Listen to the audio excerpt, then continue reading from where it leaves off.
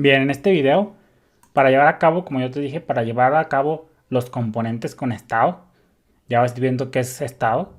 Para llevar a cabo los componentes con estado, pues vamos a requerir de clases de JavaScript, las clases que tú ya conoces de JavaScript. Por eso yo te decía que uno de los requisitos de este curso es saber ya un poco de JavaScript. Entonces aquí vamos a ver ya lo que son las clases aquí en JavaScript y vas a tener que tener un buen dominio del contexto this. Eso también es bien requerido, como te lo dije en los requerimientos del curso. Tienes que dominar muy bien el contexto this ya cuando te vengas aquí en React y utilices componentes de clase. Bien, ¿de qué otra forma se le conoce a los class components? Se les llaman componentes con estado, porque pueden tener su propio estado, pero no todos los componentes de clase tienen estado, por lo que este nombre es engañoso. Se les nombra componentes con estado, pero pues vamos a ver que algunos no necesariamente tienen estado. Ya después lo vamos a ir viendo. Vamos a sacar todo este código. Este sí me urge que lo saquemos en otro script, porque ya más adelante lo vamos a hacer. Vamos a convertir esto, que ya está independiente, pero de una manera no muy buena, porque estamos usando set interval. Vamos a sacarlo, porque sí lo vamos a hacer, pero ya con componentes de clase. Vamos a ponerle mi reloj.js.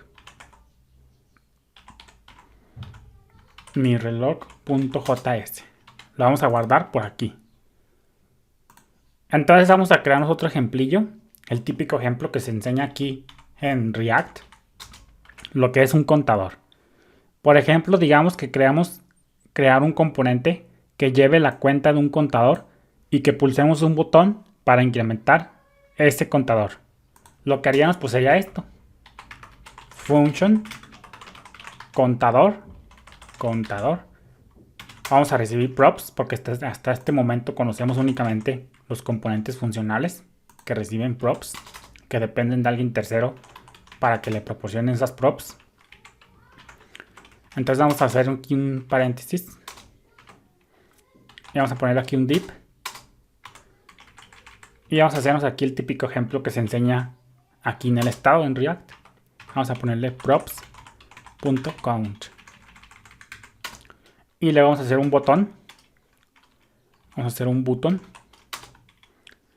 y aquí le vamos a poner +1 y aquí le vamos a poner onClick igual a la props que nos pasen, props que se llame onClick.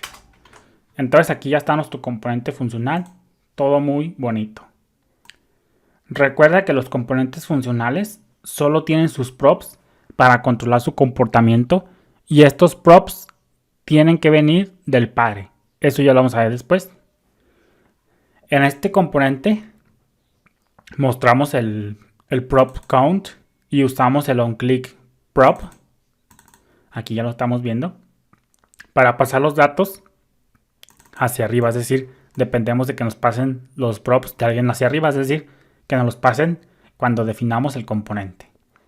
Pero el padre tiene que manejar el click y pasar un conteo actualizado hacia abajo al contador. Ya lo vamos a ir viendo esto.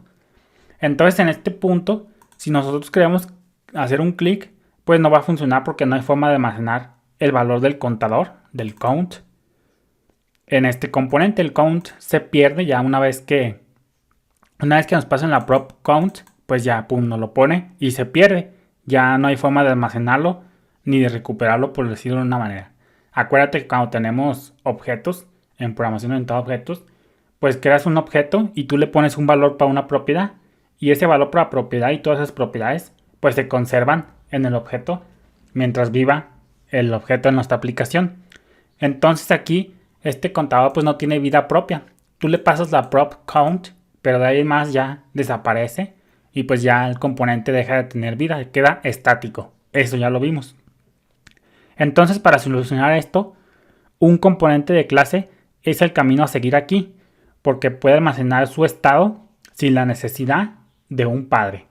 Entonces quiero que te acuerdes pues tú entonces esto de los objetos en programación orientada a objetos, de que como cuando tú te creas tu objeto pues tiene vida propia porque tiene valores para cada una de sus propiedades y pues estas propiedades las puedes acceder y quedan almacenados en el objeto en sí mismo. No es que se las asignes y ya después pierdan vida, sino que a través Mientras el objeto tenga vida, sus propiedades también van a estar disponibles a lo largo de nuestra aplicación. Entonces, vamos a empezar con nuestro primer ejemplo. A ver si el libro ya se está alargando un poco el video. Vamos a comenzar con nuestro primer componente de clase, nuestro componente con estado. Antes de continuar, como yo te dije, los componentes de clase aquí en React pues se crean con las tradicionales clases de JavaScript.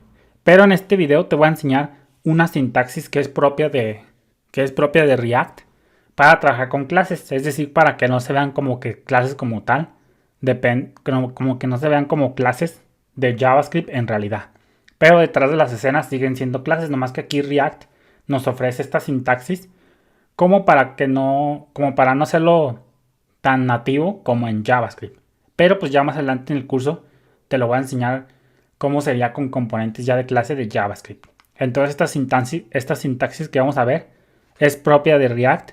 Son clases de JavaScript detrás de las escenas, pero pues ahora sí que son como un wrapper para esas clases de JavaScript. Esto nos lo ofrece React en su documentación. Fíjate, si tú te vas aquí a la documentación de React, aquí te voy a dejar el link. Fíjate cómo dice React sin ES6. Acuérdate que las clases de JavaScript se introdujeron en la versión ES6 de JavaScript. Entonces, como dice aquí, normalmente tú definirías un componente como una clase plana de JavaScript, es decir, como las clases de JavaScript que nosotros conocemos. Entonces, si tú no quieres usar ES6 todavía, porque yo te lo quiero enseñar para fines educativos, tú quizás uses el módulo que se llama Create React Class. Y fíjate cómo con este módulo de React, que es nativo de React, no te preocupes, pues fíjate cómo vamos a poder crear clases. Fíjate cómo dice aquí, Create React Class. Y pues fíjate cómo llegamos a lo mismo. Dice el API de S6, de las clases de S6, es similar a Create React Class con algunas pocas excepciones. Entonces, esta sintaxis que vamos a ver nosotros prácticamente es lo mismo como si tú estuvieras usando clases nativas de JavaScript. Entonces, en este curso, en los primeros videos, vamos a ver esta sintaxis. Eso sea todo. Bendiciones.